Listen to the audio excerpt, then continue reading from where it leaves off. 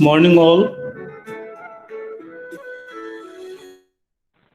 Good morning, sir.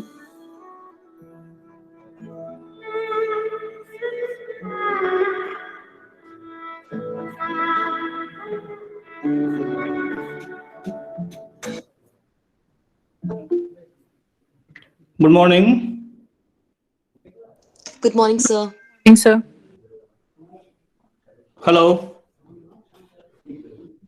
Audible? Good morning, sir. Now? Yes, Audible, sir. now? Yes, sir. Hello? Yes, sir. You're audible, sir. Okay, great. Morning, morning. So, let yeah, morning, morning. Hmm. So, let us pine and west.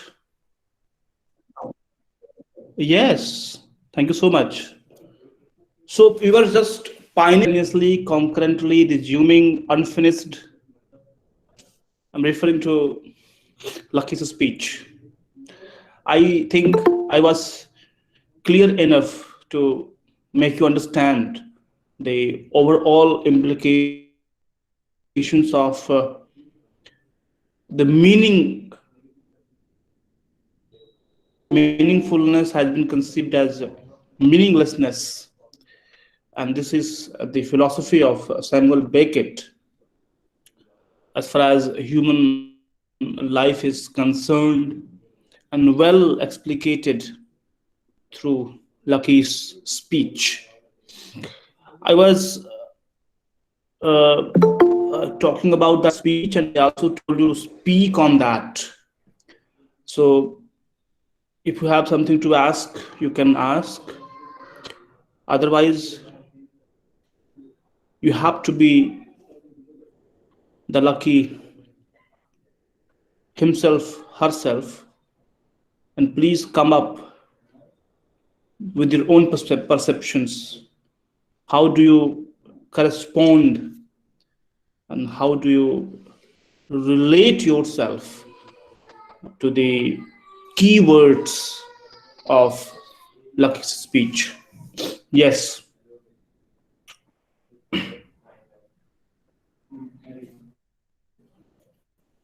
beginning from Sir, divine fascia, assembia. Yes, yes. Huh. sir, I just wanted to ask this reference about divine Miranda. Sir, is it the same Miranda from Tempest, or is he referring to somebody else?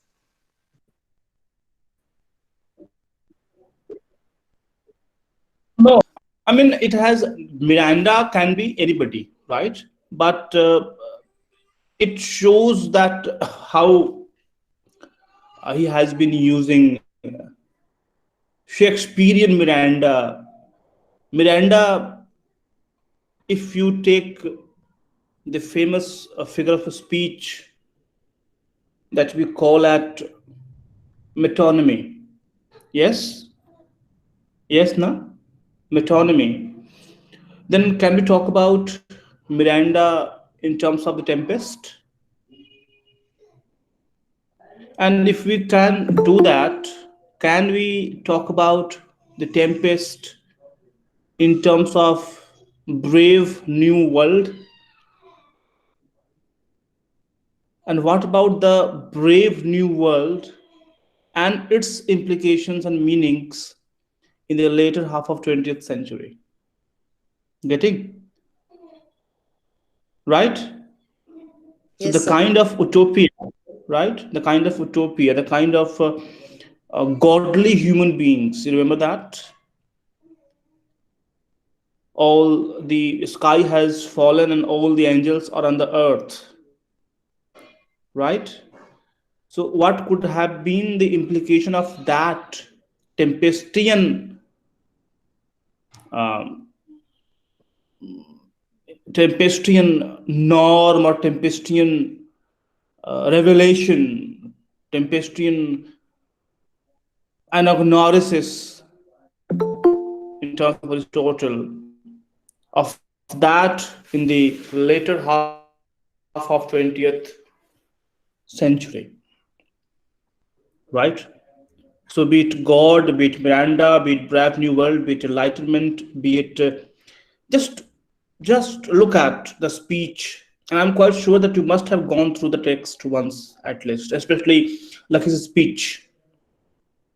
And there we have several, at least two, three references to Shakespeare. Apart from Miranda, the famous reference is to Hamlet. And Hamlet says, "What a man! What a man if his chief business and market of time is to feed and sleep, a beast no more." Right? So we have the reference of that as well in this speech. So concurrently, simultaneously resuming, pining and wasting, divina thembia, phasia, and apathia, right?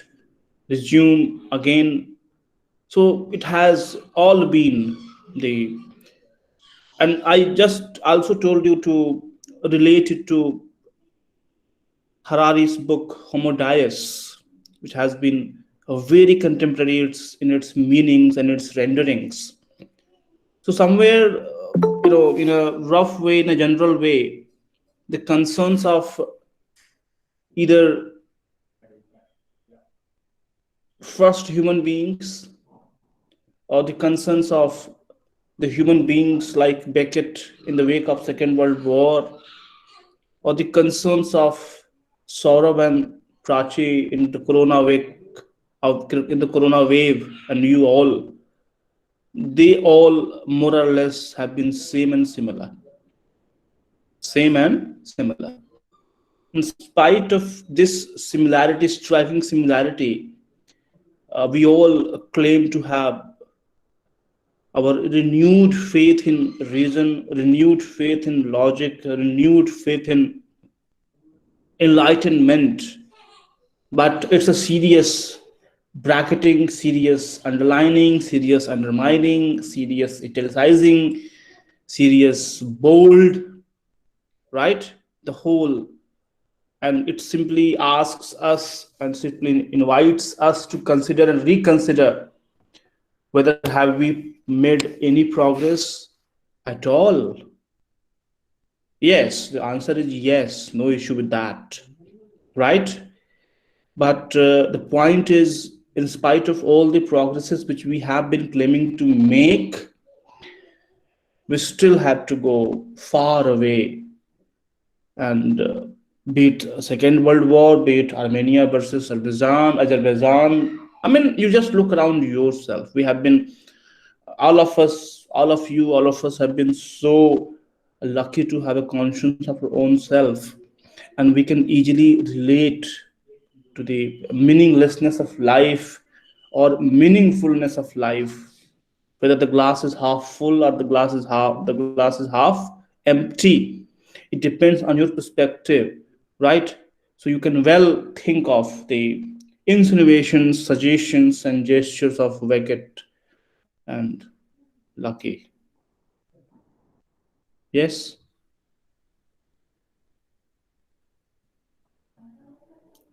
Yes. Please come up and speak something.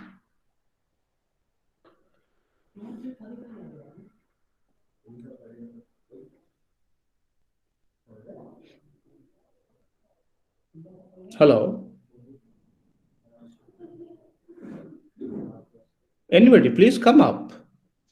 Uh, Just speak something. Sir, I had an observation while reading this speech, and I felt that Hmm. in the initial lecture, also as you mentioned about the binaries of body and the mind or intellect, I could find it here as well because there are Hmm. certain mention about how he has used the sexual organs, references to the sexual organs in the speech, and then towards the end there is the mention of skull. So I feel the skull here becomes the metaphor for the loss of intellect, and then he Hmm. has also written about a board of stones. So here I would like to Hmm. juxtapose it with the line from Wasteland. which said rock and no water and the sandy road. And later it is said, amongst the rock, one cannot stop or think. So, sir, the keyword Hmm. here I feel is think, in the wake of the existentialist thought. So, the skull, the idea of the loss of intellect, which has been reflected through the use of the word skull. Hmm. So, I feel that can be juxtaposed here and understood in Hmm. this light. No, right. You have observed rightly. The skull, the skull, the skull. It may also mean not only one mind but various minds, various worldviews, various crisscrosses, contrapuntal perspectives, right? Apart from the skull, which I was more prone to interpret in the line of Europe turning out to be a vast graveyard, right? But you have rightly pointed out this significant aspect, right? So the skull, the skull, the skull, the skull, it should be interpreted as a place where there are several quack quack quack, right? Several academia of anthropology in that way, right? So that contrapuntal perspectives and that crisscrossings, and several things being at loggerheads, being at what loggerheads, resulting into if I use this body analogy, a multi-organ failure, the wasteland, the meaninglessness, the absurdity of life. Yes? Sir, can we not see the same part, the board of stones in Lucky's speech, as a kind of nihilistic approach where it's like he doesn't believe in the existence of spirituality or rationality, and somewhere there's a sense of destruction in it. Obviously. Why not? It's all nihilism, right? I mean, Yes, waiting sir. for Godot is about nihilism. Yes. Yes. The loss of faith, the loss of belief, and belief in nothing, belief in no belief at all. This is nihilism. This is right. You are right. Yes. Nihilism. Yes. Ah. Somebody else? Good.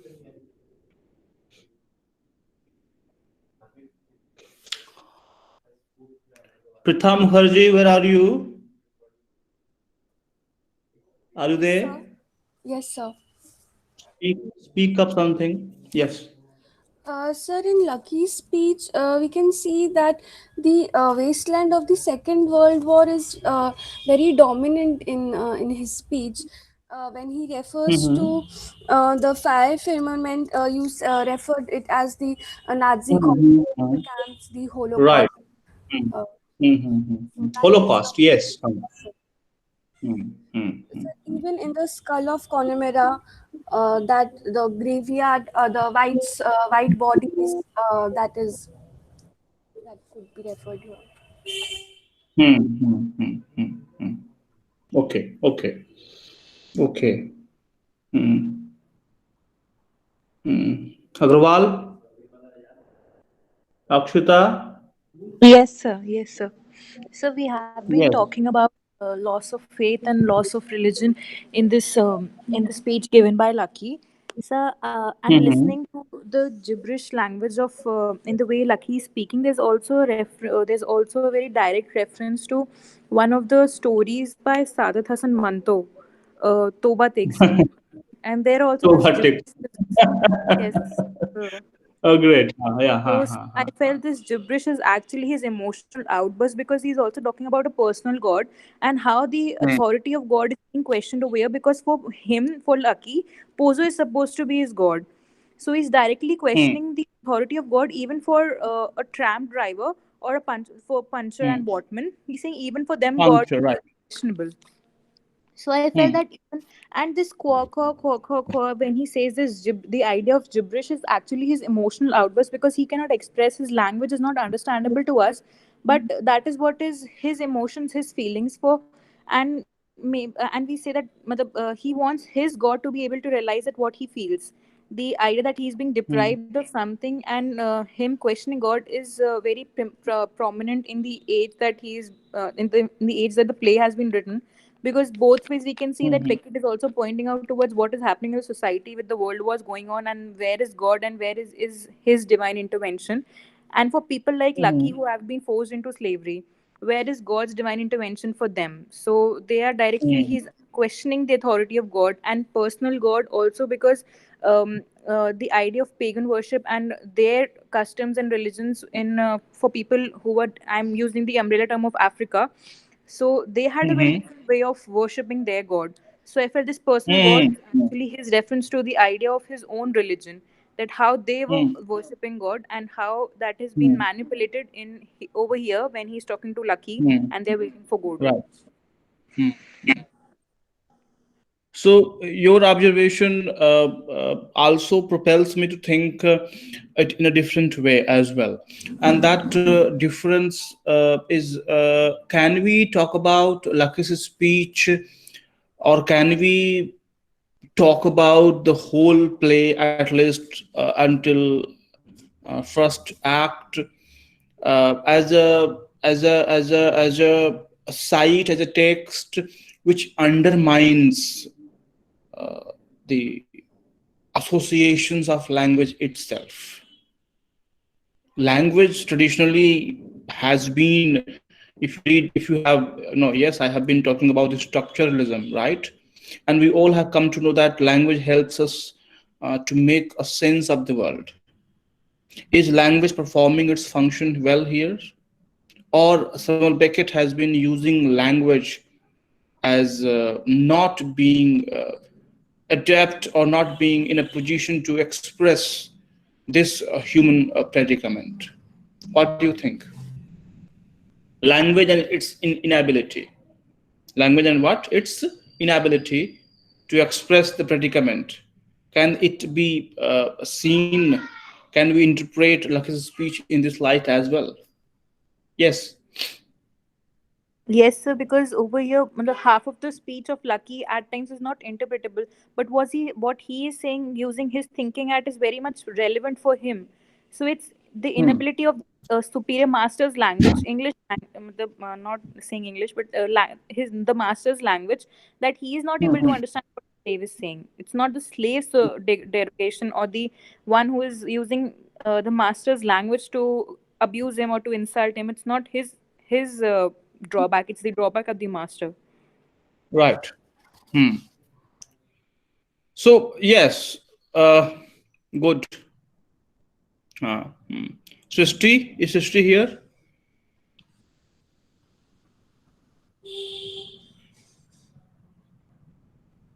No.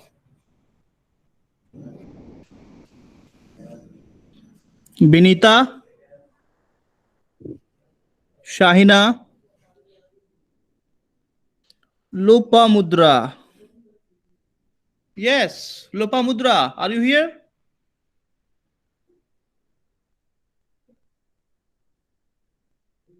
Hello, नहीं है? Photo दिख रहा है उसका, photo नाम दिख रहा है यार।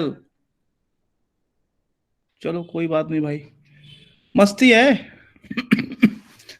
इसीलिए मैं कहता हूँ कि अपना चेहरा दिखाइए आप लोग। नहीं, लेकिन कोई दिखाता ही नहीं है, सब मस्ती कर रहा है। ठीक है, कोई बात नहीं। Okay, great.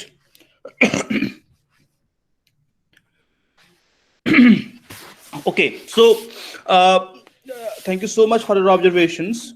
There are several other things, before this Lucky's famous speech, before this famous Lucky's speech, we have his famous dance as well, isn't it? Did you look at that? Hello? Yes, sir. Yes, sir. Dance of Shiva, dance of death. So this dance is equally important because it has three important meanings. Three important meanings, and the first one is please open that. Have you got that? Which text you're using? Longman or what? Sir, I've got the Pearson copy. Pearson copy. Good. I too have that. I have two texts in that way. So I have Pearson as well by GJB Prasad, right? Yes, sir. So page number 33. Those who are having Pearson's copy, GJB Prasad 1, please open page number 33. Yes. Opened. Yes, sir. All of you, please. So the Astragon says, what does he say? Astragon says the scapegoat agony, right? The scapegoat agony. What is who is an scapegoat? Yes.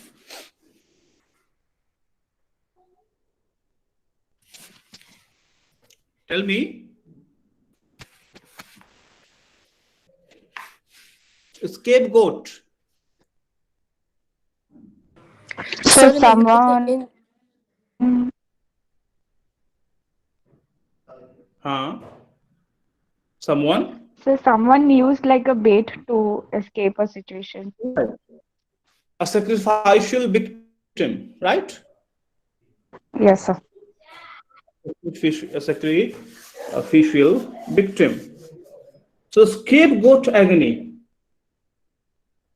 Who is the scapegoat? Is Lucky a scapegoat? Obviously.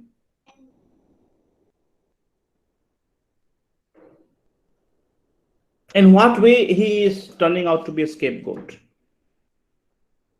Can you throw light on this? Scapegoat agony. It may have several meanings, but the meaning which I would like to talk about is let us try to fix Lucky in the binary opposition, right? And let us try to fix him as a victim, as an exploited person, right? Victim, exploited one, and now in his binary opposition we have immediate. Who is that? Mr. Pozo.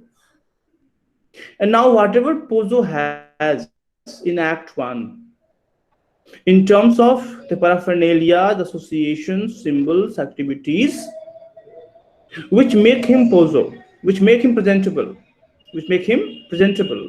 right? In that context, while contrasting Lucky with Pozo, can't we say that Lucky is a sacrificial person because he is being sacrificed, he is being used. Just minus Lucky in the binary position, will Pozo have any significance and relevance?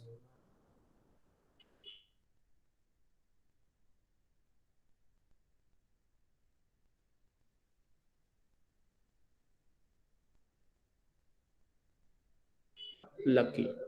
He needs to have people like that, right? He needs to have people like Lucky, people like Vladimir, people like Astrogon, right?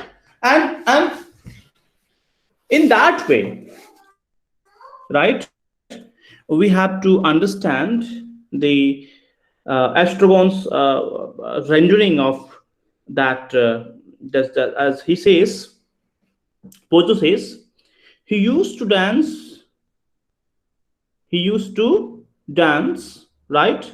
And then he says the flung, the brawl, the jig, and other sorts of things for joy.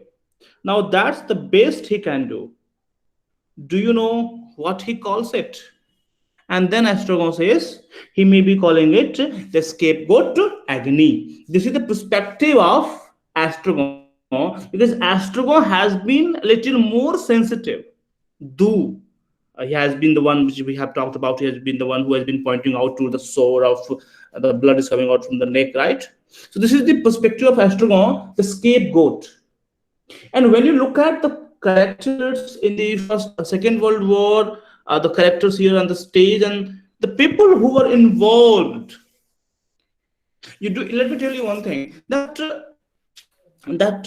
Second World War caused uh, uh, eight. Yes, it caused 80 million, 800 millions people die. 800 millions. 800 millions means, what is the, how do you convert it here? 1 million, 10 lakhs. So, no, 80 million. I'm so sorry, 80 million. 80 million means what? 8 crores, right? And if you look at the figure of the World War II, out of 8 crores, 5.5 crores were civilians. 5.5 crores were civilian, and 2.5, maybe 3, rather just the half of 5 and 5 in that way were soldiers. And now these people, this 8 crores of population were just brought to death, brought to an end. So, Astragon's rendering of Lucky's dance as the scapegoat agony is more about Astragon's perspective on his own life rather than his perspective on Lucky. It's a dance, it's a mad dance to get supremacy in that way, in terms of the demigods, which we have been discussing in the last classes as well. So the scapegoat agony. Lucky is the victim. 8 crores, and out of 8 crores, 5.5 crores were civilian. They were the victims. Did you get the idea? Yes, sir. Yes, sir. The hard stool, undigestible, it's a constipation. So it may not have that kind of meaning. But the net, this is most important thing. The net. And the net, he says, he thinks he's tangled in a net. Who says? Pozo. What is this net? And this net is very important. Iris Murdoch, a contemporary novelist of Samuel Beckett, she wrote a novel, Under the Net. Under the Net. And I must have referred to Max Weber and Max Weber's theory of iron cage. Iron cage. This iron cage, this net, and the entangling into that, and Iris Murdoch's Under the Net. What kind of net these writers are talking about? The net of what?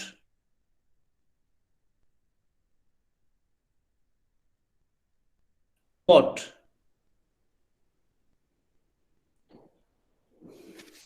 Yes, under the net. He is in the net, entangled. What could this net be? Net of ideas, net of customs, net of rituals, net of beliefs, net of practices. Tell me, could it be this net entangled in a net? Or this is the net of existence, existential net? What can't be cured must be endured. To be or not to be, that is the question. So is what is your opinion on that? Is Pozo not in a net? When Pozo says lucky to be entangled in a net, at least Pozo, not for himself, but for Lucky. So in that way, at least Lucky is aware that he is under something, which he at least can question. So if you say that, look, I'm surrounded by net, so even if you are not coming out of that net, you are still questioning. You are pinpointing, and you are just referring to that. But people like Pozo, they are not even aware of that net. They are even not conscious of being trapped in something, right? So how a certain ideology, and how certain this I have been talking about Althusser's ideology, and I have been talking about his concept of interpellation, which talks about the process of subject formation. Subject formation, whereby we consider ourselves to be a subjective animal. But the irony is, whatever we think in terms of the subjective experience, it is all from outside. It is all imposed. It is all there, already existent, and we have simply to receive that. Subject formation, interpellation, right? So at least can we say that, yes, we must say that Lucky is more conscious than Pozo. Pozo is conscious because he's more interested in displaying his consciousness. The way he has been using his watch, his cigar, the wine, and the chicken meat. He's more interested in showing himself. Look, I am Pozo. What about Lucky? At least we have been considering him as an artist as well. So is it a kind of artistic predicament which can't express itself?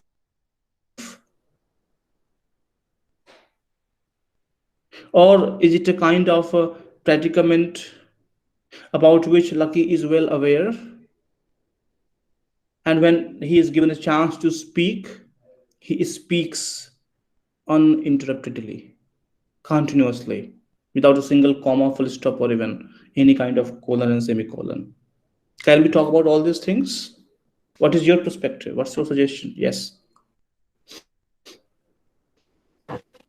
So, somewhere the incapability of Lucky to speak, that can also be a result of Pozo's this master-slave relationship, because after the speech of Lucky, there's a scene where they take away his hat, which actually symbolizes his Mm-hmm. capacity to think. Mm-hmm. Right. And Pozo says that there's an Mm. end Question. to thinking, which clearly states Mm. that he doesn't want Lucky to think, because that's what masters do. Once the slaves start Huh? thinking, they'll oppose them. Obviously. So he doesn't want that. Mm. Yes, he didn't want that. And he didn't want Lucky to say that he is under the net, or he is in the net, because He it is doesn't he who has want created. Lucky to have that realization itself, Right. which could come through He simply thinking. wants Lucky to be eternally dependent on him, and to be happy with the thrown chicken bones only. Yes. Right. Yes, sir. Somebody else could. So, Ha. so with this thinking hat, can we also say that idea of knowledge is very restricted? So, however much the master is willing to give it to you, for example, the idea of the world was the knowledge was Hmm. not openly available to all. For example, in the recent scenario, also, we don't know how many COVID cases are going on. We have no idea. Hmm. We believe what is being projected by the media. So the Hmm. thinking hat can be a restricted knowledge that Lucky is being given it for a certain amount of time to know his reality, to accept what he is, and then the hat Hmm. is taken away from him, because he is not someone Mm. who can have knowledge forever. He cannot think forever, Mm. and the master does not want him to be able to think. That is one thing, and also that the thinking hat itself becomes a symbol of what the modern society is becoming into. That Mm. knowledge becomes very selective to who it is being given to, and it is not available for all. Knowledge is very restricted. At the same time, if the knowledge is restricted, right? So even those who are in power, even they won't allow the knowledge to be disseminated. Lucky's personal knowledge can be contagious. Lucky's personal experience can be can be a good cause to bring rupture in the so-called world belief and world system, right?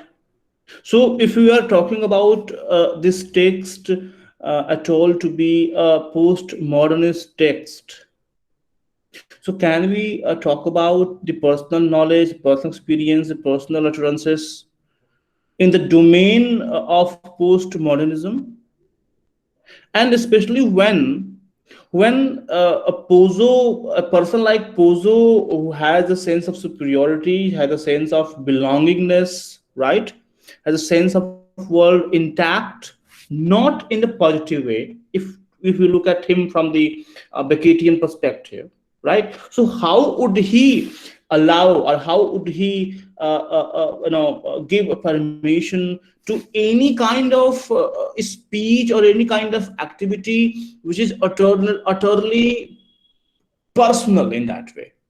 So how will that be accommodated? And this has been a very serious allegation towards postmodernism in that way, right? Because postmodernism tries to give space to each and every individual's experience, but it is very difficult to do that, right? So in that way, remove his hat.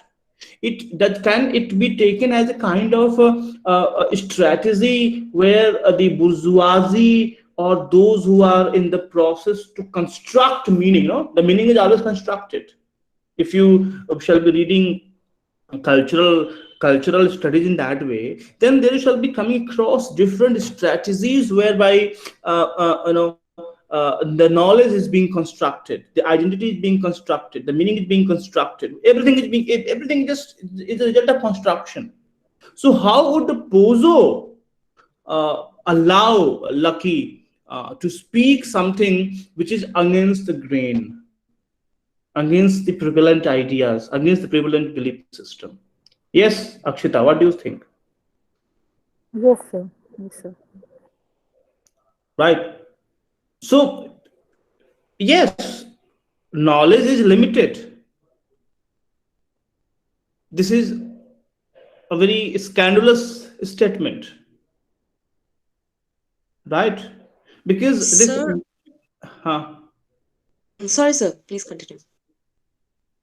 what are you saying? I was saying knowledge is what? Limited. But should knowledge be not limited? Should knowledge be all engrossing? Should knowledge all be what do we call omnipresent? Should my knowledge be applied to your knowledge? Should your knowledge be as applicable as it was to you and it as it will be to me? Look at this perspective, and this is what we have been talking about. If we are at all concerned with waiting for Godot as an existential text, right?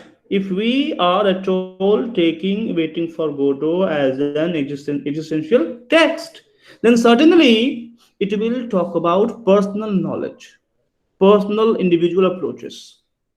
We cannot talk about a specific set of knowledge, specific set of ideas to be applied to everybody. To Winston Churchill, to Adolf Hitler, to Mussolini, and to Stalin, and to so many others. This war must have been conceived in a great manner, epical war. As Winston Churchill said, the war to end all the wars. Did it happen? the patriotism, the jingoism, that harnessing of national interests, that could be a different thing. But what about 8 crores of people who died for nothing, right? So, can we take Lucky, Astragon, Pozo, Vladimir to be one of them? One of those? It's technically impossible for Beckett to bring all the characters here. So he's just talking in certain prototypes, and some critics have been reading the names of the characters while locating them to the specific country based situation. So Lucky perhaps becomes English, Vladimir becomes Russian, Estragon becomes French, and Pozo becomes Italian, perhaps. Right. So these were uh, the important, important references as far as their nationality is concerned. Right. So let us talk, for example. So if you look at the Second World War, the first allied nations consisted of Russia, America, China, France, and England, right? And the second set Axis countries consisted of countries like Germany and Italy, main. So Italy in that way. So he has chosen the characters to represent, the states or the nation states or the national boundaries in that way. So you are very much right that knowledge is limited, and yes, I am trying to fix that statement in the locus of existential discourse and existential dilemma and predicament. Yes. So I have a query to ask. The name Hmm. of Lucky, does it suggest Hmm. that is he lucky in any way, or is it the satire on his name? It's a satire. Yeah. It's a satire. Obviously, it's a satire. Or can we say that being his name is lucky? Can we say that he is lucky to have no expectations from the world and no any desires to live and no any such uh, thoughts, or he cannot hold any such right that a normal human being can hold. He's lucky to I have no. can't say that. Look, I can't say that he is the one who has no desire. I can't say that. I cannot accept the idea that Lucky should be taken as a character who has no desire at all. No. In fact, I take him to be the most desirous, ironically, especially in the light of his speech. Is he not conscious Yes, sir, he is. of his? He is conscious. He is very much conscious. So the name is very ironical, very satirical, right? And it has no one line of interpretation, one set of interpretation, right? And he must be looked upon from different perspectives, right? And Lucky should be taken as lucky because of his consciousness, heightened state of consciousness. He is lucky in that sense as well, and it cannot be ironical in that way. It can be ironical, he's lucky. It can be ironical when you apply your sense of consciousness. Huh? Then you look at from different perspective in a satirical vein. Yes, sir. But why look at him satirically? Does he not give us enough space to consider him, to allow us to consider him as the one conscious being whose conscience is more conscious. He is more conscious of his own conscience than any of us. What do you think of this? Can we dare to say divine Athembia, Thesia, divine? Can we say that? Do you dare to say that? No, sir. Just think about it. The way he has been putting his argument, the way he has been expressing himself in terms of the existential dilemma, do you think he is having no expectation? He is having. And I consider him personally to be the user of his own conscience more consciously than any of us here. This is what I think. He's a madman in that way. वो Shakespeare कहते हैं ना साहब, all are born mad, but some remains so. Lucky is that madman, right? But madman with the cause, madman with the purpose. The purpose is to illustrate heightened sense of the realization of one's existential condition. And this is what he does. Yes. Yes, tell me. So, can we take the speech of Lucky as the miniature of the whole play? Like, with the first reading, we feel like it has meaninglessness, but then we understand the meaning of the meaninglessness. Like the whole plot, that is what happens with the speech of Lucky. So, can we take it Huh. in that way? Like the miniature of the whole play? Yes, we can. We can. And this is the punch statement, punch speech, and this is the this is not the only perspective, but this is certainly the central perspective, if you may so, if you may say so, if we may say so, the central perspective of the playwright Samuel Beckett. Yes. So let us make some quick observations. And Sir, the yes, I'm listening. yeah, sir, I wanted to ask about this the scene of where he's removing the removal of hat.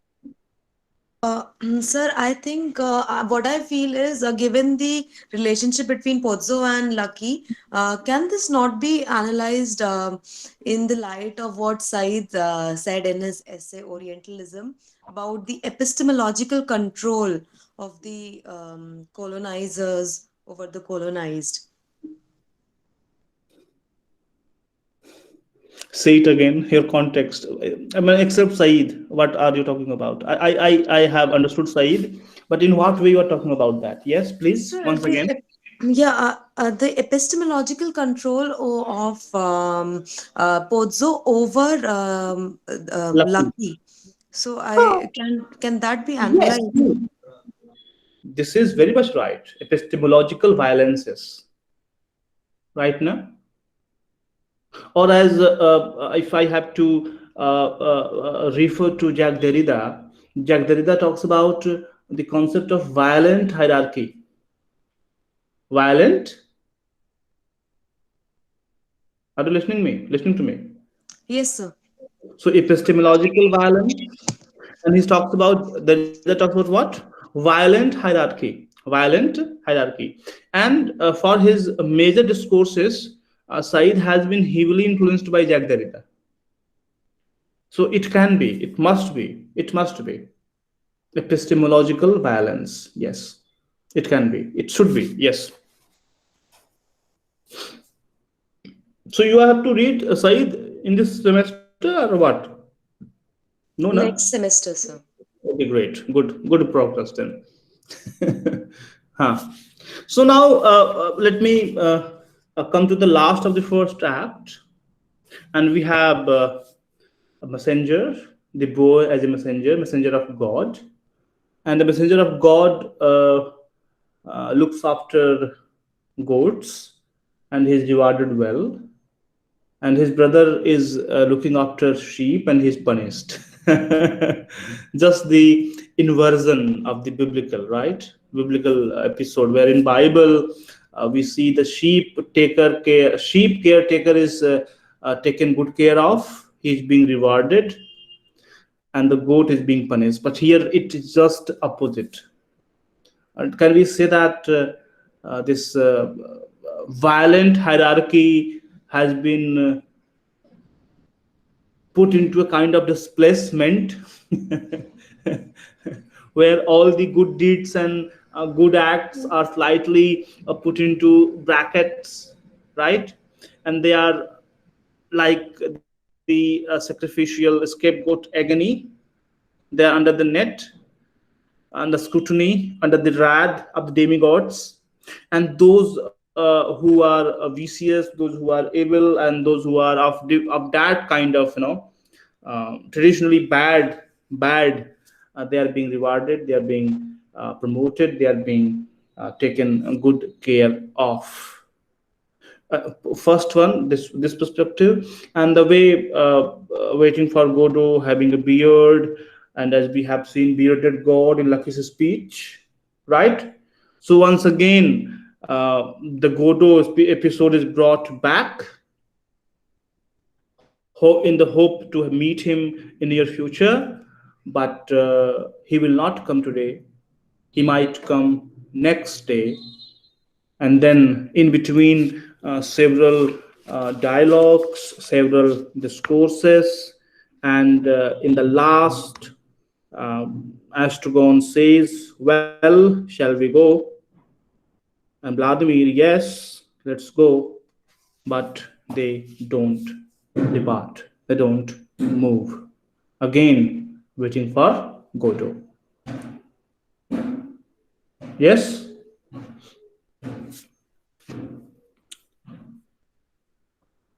Hello. Yes, sir. Yes, sir. Yes, sir. So please read it, Hannah. And do you people celebrate Chhat Puja? No? Anybody?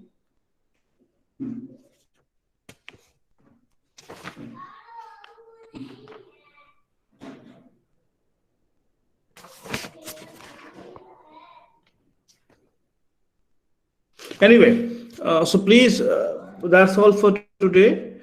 Tomorrow we shall not be meeting. It's Friday or Saturday today? What's the day today? It's Friday, sir. Friday, sir. आज Friday है। पहले Friday को picture आती थी, picture भी नहीं आती है कि कुछ याद रहे। मैंने कुछ बहाने भी नहीं रह गए ना कि फ्राइडे फ्राइडे है। कोई बात नहीं। तो आई मे मीट टुमारो। चलो अच्छा, कल मिलते हैं। कल फिर मिला जाए 10 बजे। क्लास है आपकी 10 बजे कि नहीं है कल? No, sir. 10 o'clock नहीं है we ना? don't have classes. हाँ पता है।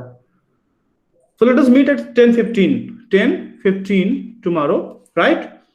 And we shall do the needful. Meanwhile, please read the last part of this first act, and also the second act, because a very noted critic, Vivian Mercier, has rightly said in the text, nothing happens twice. Ironically, whatever is happening in the first act, the same happens in the second act, with certain major differences. We shall talk of them. Thank you so much. Happy Chhat. Thank you, sir. Thank Thank you, you, sir. sir.